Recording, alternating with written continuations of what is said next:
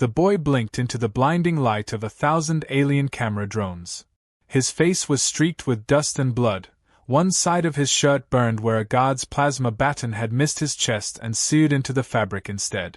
He was 12 years old and looked like any Earth kid, except for the heavy steel cuffs on his wrists, the bruises along his jawline, and the noose of silence hanging around his name. He didn't speak as the Galactic commander pushed him forward. No one expected him to. This was not a trial. It was a show. A very expensive, very public, very cruel show. Eli of Sector 9 was about to be executed in front of over 8 billion live viewers across the galaxy, not for war, not for violence, but for carrying a banned Earth book titled The Fire Inside. And with every second that ticked by, the galaxy watched him die before it happened.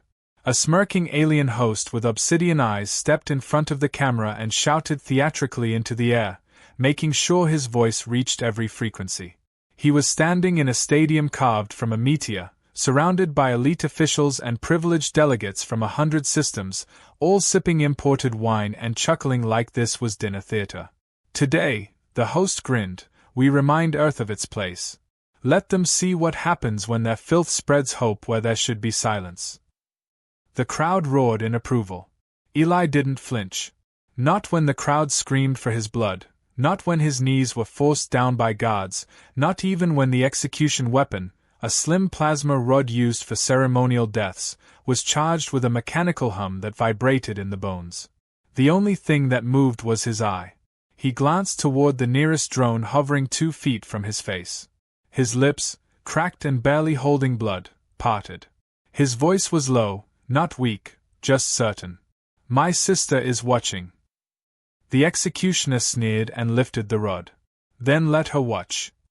There was no cutaway. No sensor delay.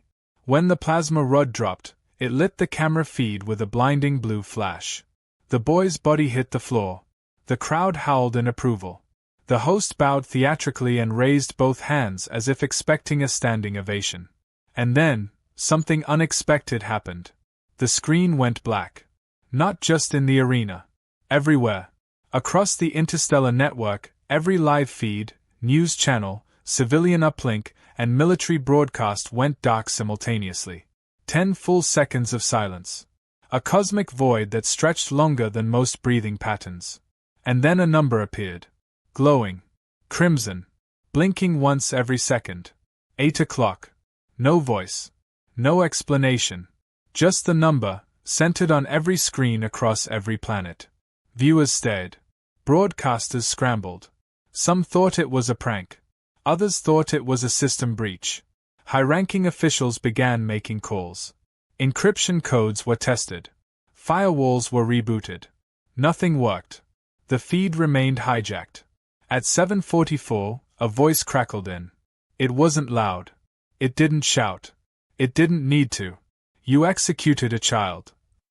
The voice was distorted, layered in static, and genderless. But its calmness chilled the bones of everyone listening. You cheered while he died. Laughed while he bled. And now we count together. The number continued ticking. Governments panicked. Commands were sent to shut the feeds down manually. Satellites were disconnected. Power stations overridden. But it didn't matter. The signal wasn't being broadcast from any known point.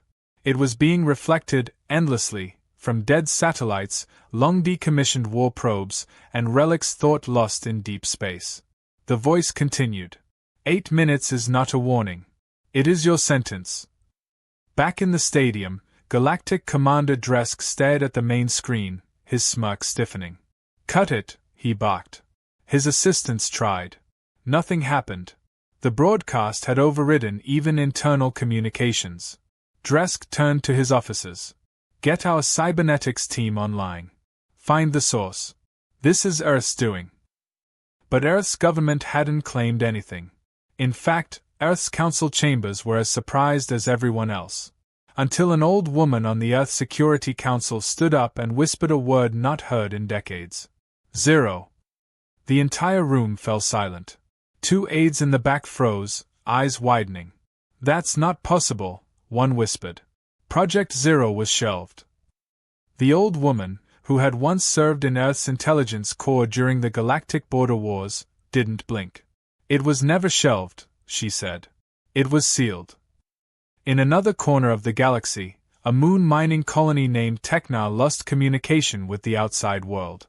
It was considered a backwater dump, largely ignored by Galactic officials. But when a passing transport drone flew overhead and scanned its surface, it sent back one image before being disintegrated. The entire moon was on fire.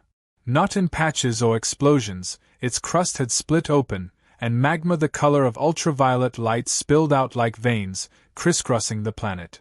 From orbit, it looked like a burning fingerprint. And etched into that fire was a symbol. The Earth letter Z. Galactic channels exploded with speculation. News anchors tried spinning it into a mining accident. Military officials claimed it was a weather phenomenon. Dresque went live to issue a formal statement: "Do not panic. We are investigating minor system sabotage caused by anti-galactic insurgents. This is not an Earth operation." 7 minutes and counting. Then the screen changed again. This time, it wasn't numbers. It was a face. A mask. Black, chrome-plated. No eyes. Just a red line where a mouth should be, forming an eerie expressionless smile. Behind it, static. Below it, a caption, 0. The figure raised a single gloved finger and pressed it to the mouth slit. The universal gesture for silence. In less than 60 seconds, over 90 billion individuals across the galaxy saw the face. Some screamed. Some laughed nervously. But those who had fought in the last Earth War didn't laugh. They remembered the old stories. About how Earth trained one asset so deep, so removed from humanity, that even Earth's own people feared calling him back. He had no squad. No leash. No command line. Just one directive, should he ever be activated: erase the legacy of the oppressor. And it had just been triggered. Eli's name wasn't trending. There was no protest. No debate. The galaxy didn't have time to react with hashtags or councils or petitions. Because 8 minutes had never been enough to prepare for 0. The first flame had already started. The rest were just waiting their turn. Galactic Commander Dresque stood in the center of the broadcast chamber, veins bulging against his pale blue skin, jaw grinding as the masked face faded from the screen. The red line of the mouth on the mask was still burned into his vision, hovering like an afterimage every time he blinked. Officers scrambled around him, barking into headsets and slapping glowing command consoles that no longer responded. The number had vanished. The feed had cut. But in its place was something worse: total silence across the entire communications grid. The galaxy's most advanced network was down. Dresque's personal console, linked to every military ship under his jurisdiction, returned nothing but static. The silence felt surgical. Intentional. Personal.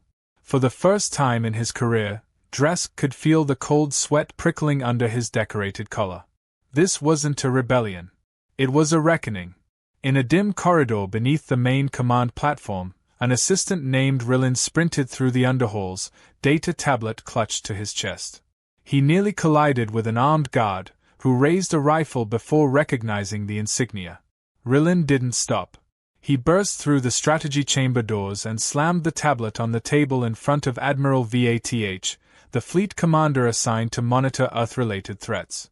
Vath was older, slower to react, and deeply skeptical of Earth's capabilities.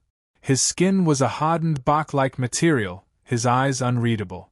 "Admiral," Rilin gasped, "we found the reference. 0. It's not a unit. It's a protocol. A classified one." Vath didn't move. "Go on." Rilin opened the file. The data was corrupted in places, but the words that remained painted a haunting picture. 0 wasn't a team or a fleet. It was one individual. Earth's failsafe. Created during the first century of post-galactic war tension, 0 had been raised without nation, flag, or family. Not a soldier. Not an assassin. Something else. He had no documented face, no name, no known residence. He was listed as an untraceable deterrent designed to be activated only in the event of unprovoked slaughter by a galactic power. Earth had buried the protocol under 10 levels of diplomatic agreements, then quietly ignored it, hoping it would never be needed. Until today. Back at the stadium, the cleanup crews were removing Eli's body. His blood had already dried on the metal floor, though they tried to scrub it away with chemical mist. A few officers gagged. Not because of the blood, but because of what followed. One of the camera drones, thought to have shut down during the blackout, reactivated and hovered to life on its own. It scanned the spot where Eli's body had fallen and projected a holographic replay of the moment of death. Except this time, it included a zoomed-in angle on Dresque's smirking face. And beneath that, a simple line of text appeared in Earth's native tongue. He smiled. "You won't." The drone self-detonated seconds later, shattering into a burst of sparks and smoke. Panic spread quickly through the stadium halls. Dresque ordered the area locked down. No ships in or out. All staff interrogated. Security tripled. But it didn't matter. Because 3 light-years away, the next flame had already been lit. Verilus was not a military base. It was a garden world. Lush, rich in oxygen, covered in rivers, forests, and alien wildlife. The elites of the Galactic High Table often vacationed there. It had no reason to be targeted. Which was exactly why it was. At 4 o'clock Standard Galactic Time, the sky over Verilus cracked. No warning. No incoming fire. Just a moment where every bird stopped flying and every wave paused mid-crest. Then the horizon split. A beam of light, impossibly thin and silent, dropped from orbit into the planet's core. What followed wasn't fire, it was subtraction. The forests dissolved. The rivers flattened. Mountains collapsed inward, as if being pulled from the inside. In less than 60 seconds, Verilus ceased to exist. No crater. No debris. Just absence. The orbiting satellites surrounding it spun wild for a moment before turning red and burning out completely. The news broke to the outer sectors moments later. 3 systems away, alien leaders argued whether to blame Earth, to retaliate, to hold emergency hearings. One senator said it was likely an unrelated anomaly. Another claimed Earth didn't have the technology. A third tried to make a joke. None of them finished their next sentence, because the screens around them flickered, and the mask returned. This time, the masked figure stood still, not speaking. Instead, a list of names scrolled behind them, written in over 15 different galactic scripts.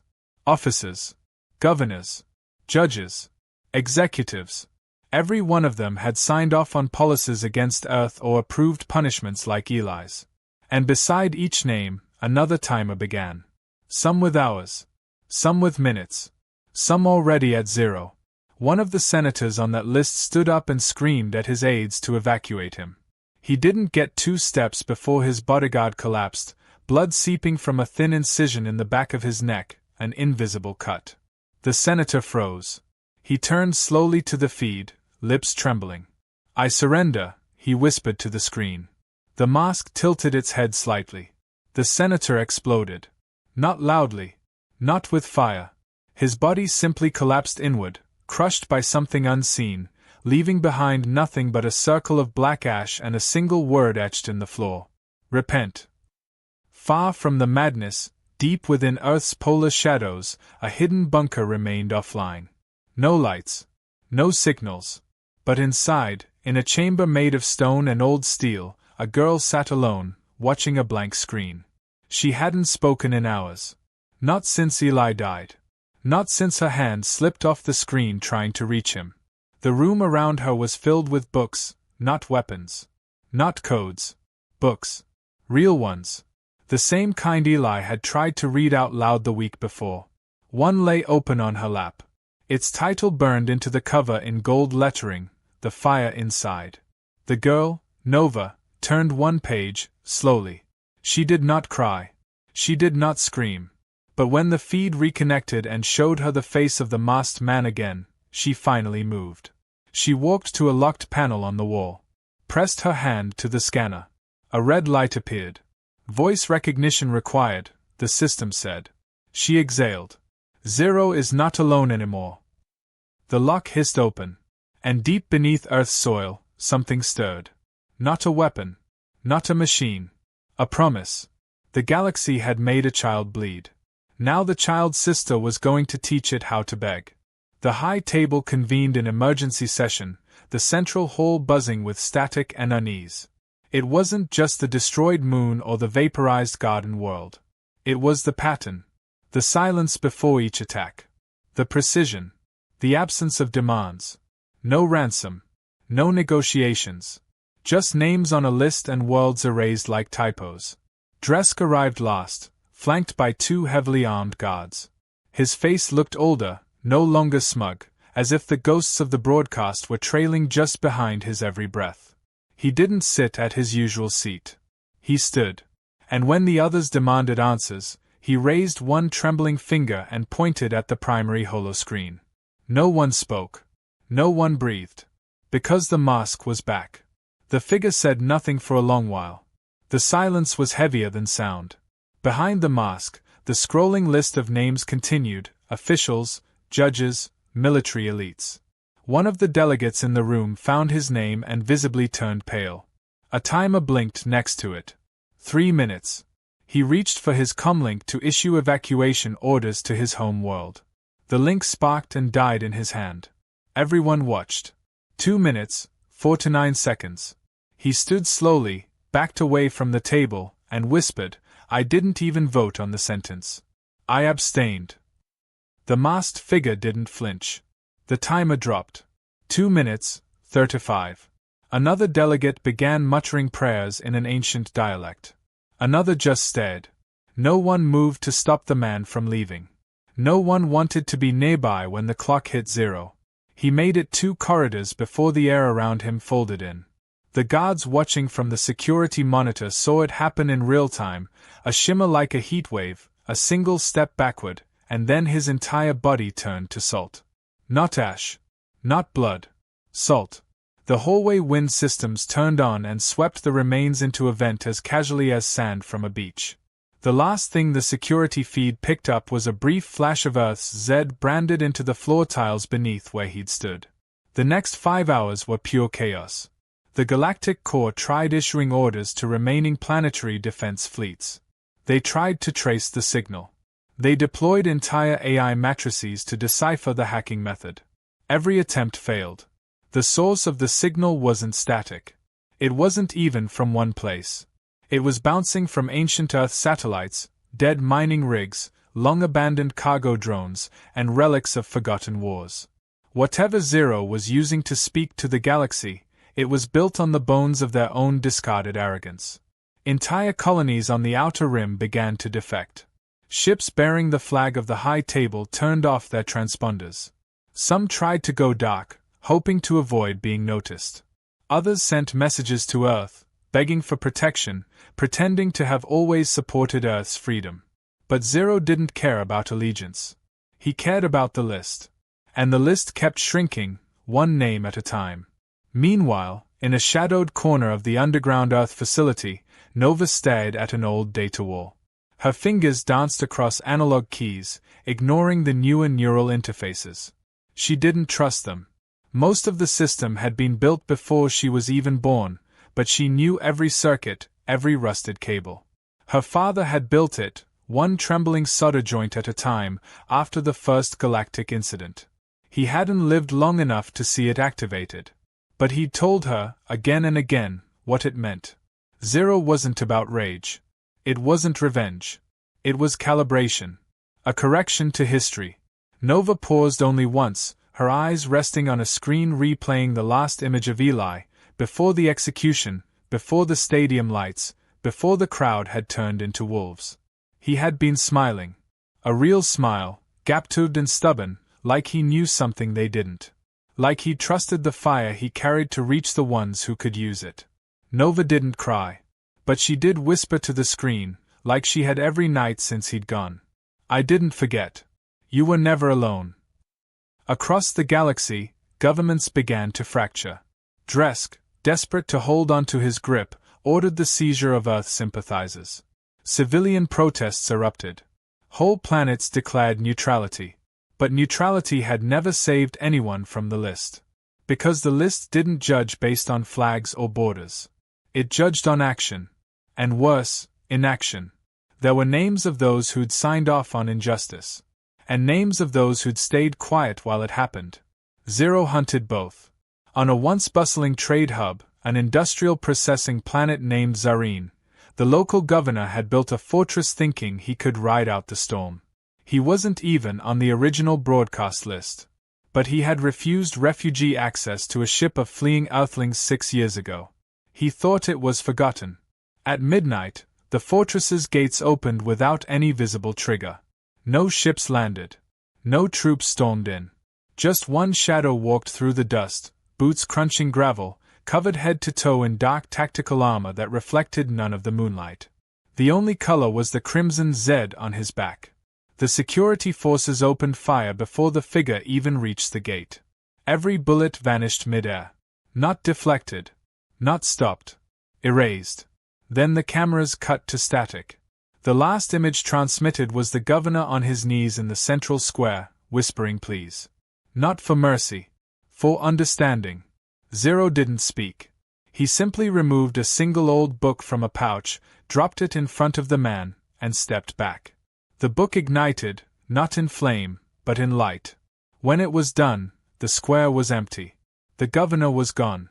And carved into the wall behind the throne, the words glowed in ancient Earth script. Let them read what they tried to burn. Nova received the report an hour later. She logged it without celebration. Without expression. She wasn't done. Not until the final name. She turned to her control station, where a series of lights glowed dimly, representing galactic capitals still untouched. Only 5 remained. One of them was Dresque's homeworld. She activated a secondary feed. On it, she saw Dresque pacing, screaming at invisible aides, slamming fists on command terminals. And on his wall, she saw something new. A small black box had appeared overnight. No one had seen it delivered. It pulsed gently, casting a red glow across the room. Dresque tried to open it. Failed. Threw it across the chamber. It landed upright. Still pulsing. Still waiting. She leaned forward, her voice calm. Tick, she whispered, talk. The 4th planet to fall wasn't a stronghold or a base. It was a library moon. A place of knowledge and culture, famous for preserving records of thousands of civilizations. The Galactic High Table considered it sacred. Untouchable. Even during wars, both sides had spared it. Diplomats had called it neutral ground for history. But Zero didn't see it that way. He didn't see it as neutral. The execution of Eli had been streamed live from that very moon's relay satellites. Not because they were the only ones capable, but because they were the fastest. Their technicians had optimized the stream, cleaned the audio, cropped the image to capture the boy's fear just right. The broadcast hadn't just been approved from the Capitol. It had been polished by archivists. When the alarms began to ring across the library's control towers, the staff assumed it was a routine error. Their systems rarely failed. But the ringing didn't stop. Lights flickered. Hallways darkened. One by one, the vast halls of books, data crystals, and scrolls began sealing themselves off. Emergency shutters crashed down, trapping dozens of historians and scholars in silence. Then came the smoke, not fire, just smoke, thick and silver, like fog moving with purpose. When the main tower screen lit up again, no alarms played. No sirens. Just one static image, a boy's silhouette, standing still, facing away, his shadow stretching far too long across the floor. A librarian tried to override the system. The controls no longer responded. In the deepest vaults, ancient volumes began to disintegrate, not by flame or water, but by unbinding. Their spines unraveled. Words peeled off pages and vanished. Knowledge evaporated as if memory itself had been reversed. One of the lead directors of the archive dropped to her knees in front of a dissolving sculpture of a pre-Earth alliance. She was whispering a phrase over and over, like a prayer. She had been the one who made the final call to enhance Eli's execution footage for clarity. It had been for the record, she'd told herself. To preserve the moment. Now, as the vault door opened behind her with a hiss and a figure in black armor stepped forward, she realized she had preserved her own ending. Nova didn't flinch as the notification chimed on her console. Library Moon neutralized. Symbolic targets now below critical threshold. Final targets remain, political originators. She glanced across her dimly lit chamber. Old photos lined one wall. Not of soldiers or battles, but of street protests, of kids holding banned books, of laughter and defiance. Eli was there in almost every frame, in the background, always half-turned like he knew she was watching. She rose from her chair slowly, methodically. Her hand hovered above the master key, an ancient analog override that could not be hacked, only turned by human grip. She didn't turn it. Not yet. Half a galaxy away, Dresque's face was pale and sunken. The box in his office continued pulsing. No matter where he moved it, no matter how deep he buried it, it returned to the center of the room. His aides refused to enter. The last one who tried collapsed after stepping within 5 feet of it. Not dead. Just blank. Eyes open. Breathing. But vacant. The medical team hadn't been able to wake her. Dresque sat now in a chamber of silence, the box humming steadily like a heart he couldn't shut up. Then it stopped. A low chime echoed instead. Just once. Then the screen on his wall lit up. The mask appeared again. No movement. No voice. Just presence. Dresque stared at it, tried to speak, found he couldn't. His mouth moved, but no sound came out. Sweat trickled down his back. The mask tilted, almost imperceptibly. Then, behind the figure, Dresque saw the image of a house, a small, plain earth house with a wooden door. And sitting on the porch, a child reading a book. Dresque recognized the boy. Eli. But it was an image from years ago, maybe from Earth's archives. Not surveillance. Not war footage. Just a moment. Then the image zoomed slowly toward the boy's face. It wasn't about pain. It wasn't about vengeance. It was about memory. Nova's voice finally came through the speakers, quiet and unshaking. You made a show of him. Dresque tried to respond, but again, no sound left his throat. You turned a child's last breath into entertainment. He stood now, stumbling backward, knocking over a chair. You paraded cruelty, as if it was strength. And now, you're the one being watched. The screen changed again. This time, it showed a map of Dresque's home planet. Red lines began blinking across the surface. Strategic facilities.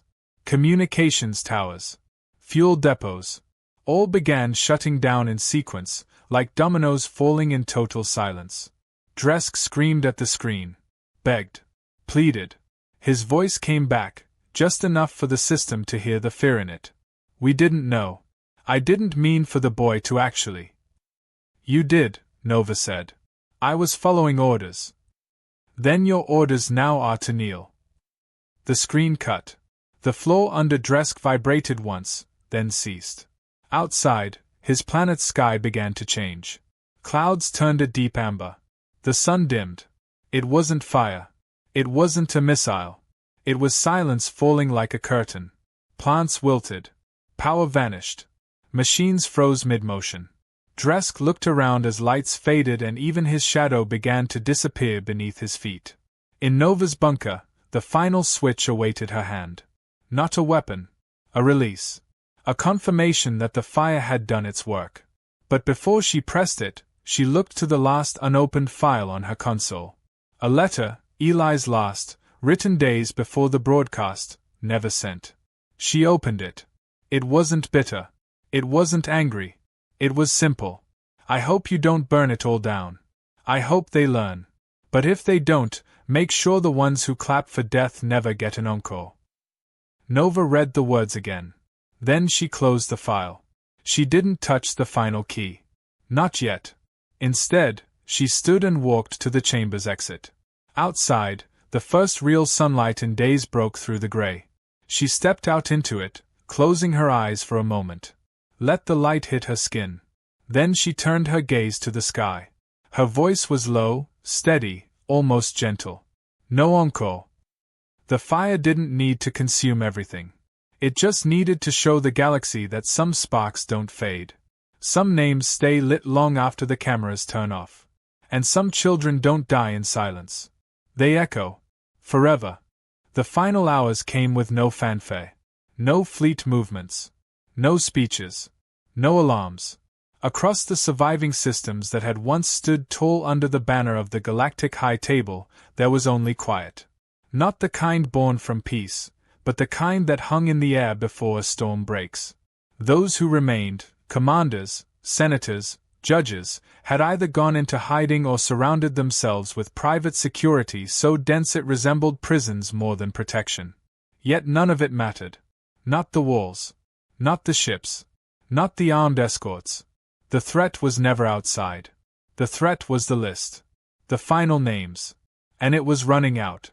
In a bunker beneath the scorched fields of what used to be the capital of the Citan Accord, a group of surviving elite officials met in secret. They didn't call it a council anymore. They were past that. This wasn't about strategy. This was about survival. 5 of them sat around a flickering blue table, its surface cracked from the heat of a recently failed power cell. The 6th seat remained empty. It belonged to Dresque, though no one expected him to arrive. His signal had vanished hours ago. So had the satellite above his homeworld. The last footage to leak out from that region had shown the skies shimmering with artificial auroras, brilliant, unnatural lights that moved like thought. No sound. Just the word witness burned into the atmosphere, visible from orbit. The 5 survivors stared at each other with raw eyes, none sleeping, none speaking above whispers. They all knew their names were on the list. And they all knew that Zero had never missed. One of them, a woman who had once passed a motion to allow the branding of Earthborn children as property of the state, broke first. She stood up, pulling a small plasma cutter from her coat. The others recoiled, thinking she meant violence. But she didn't point it at anyone. She pointed it at herself. She began etching a symbol into her own skin, over her chest, deep and slow. It was Earth's old rebellion mark, the spiral flame. She believed, maybe foolishly, that if she marked herself as one of them, she'd be spared. She wouldn't be. 3 seconds later, the air in the room thickened. Not with gas, not with toxin, but with something heavier. The lights dimmed as the air took on a pulse, like a second heartbeat. The holographic table began to melt, not from heat, but from memory. It forgot its own shape. The walls around them blurred. A voice came through the wall, not mechanical or filtered, but as though it had been whispered beside their ears, simultaneously. We finished this where it started. The room collapsed in a blink, not from explosion, but from withdrawal, as if reality itself had given up holding that space together. The 5 were gone. Not dead. Not escaped. Just erased from the timeline that had tolerated them for too long. They were names crossed out by something more precise than violence, by design. Back on Earth, Nova stood at the base of the old watchtower, the wind blowing through wild grass grown over forgotten bunkers. The world had healed in strange ways. The cities still bore scars, but the forests had returned stronger. Skyships didn't patrol anymore. The air above was silent, and the stars clearer than she'd ever remembered. She watched as the final signal pulsed on her wrist console. The symbol appeared one last time, the mask, the list, the final slash through the last name. Complete. She didn't smile. It wasn't satisfaction she felt. It was weight. Like closing a book that had taken generations to write. She turned off the console and tucked it inside the folds of her coat. In the distance, children were playing. No uniforms. No flags. Just running and laughing through the fields with dogs and paper gliders. None of them would know what a branded color was. Or what it meant to be classified as subspecies. That was the point. Justice, to Nova, was never about fire. It was about silence. The kind that followed monsters when they are no longer remembered. She walked to the tree planted where Eli used to read, now grown strong, its roots thick and stubborn, gripping the earth like a promise. She sat beneath it, pulled a book from her satchel, and opened to the first page. The fire inside. It still smelled like paper and ink, like old nights and quiet rebellion. A child nearby approached, a little girl with curious eyes and dirt on her hands. She pointed at the book. "What's that?" Nova looked up and studied her for a moment. "It's a story," she said, "about a boy who was braver than the whole galaxy." The girl tilted her head. "Is it scary?" Nova closed the book halfway and looked back toward the stars. "No. It's just honest." Somewhere far above them, drifting between planets, the remnants of satellites long thought dead began transmitting a new signal. Not a warning. Not a threat. Just a beacon. A repeating pulse of data encoded with stories, images, names, and languages of Earth that had been erased or outlawed. Zero's work hadn't just been to end. It had also been to remember. The galaxy could forget its crimes, its arrogance, its games of hierarchy. But it would remember the child. It would remember that silence wasn't acceptance. That watching and doing nothing was the same as pulling the trigger. It would remember that Earth didn't unleash Zero because it wanted destruction. It had simply run out of time to ask nicely. In one of the outer systems, a boy sat at a refugee camp, watching the sky through the gaps in a cracked dome.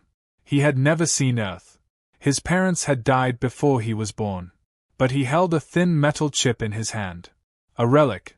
On it was the last transmission Zero ever sent before vanishing. It wasn't coordinates. It wasn't a threat. It was Eli's laugh. Unedited. Unfiltered. Just him, laughing while someone off-screen tried to teach him how to whistle. The sound of joy in a world where it didn't belong. And that was the inheritance. Not weapons. Not vengeance. Laughter. Stories. Memory. Nova stayed at the tree until night came. She didn't send new orders. Didn't unlock new targets. She simply stood, closed her brother's book, and whispered into the wind. "You're not just a name anymore." The stars blinked above her, silent witnesses. And somewhere, across the void, the galaxies held their breath. Not out of fear, but out of respect.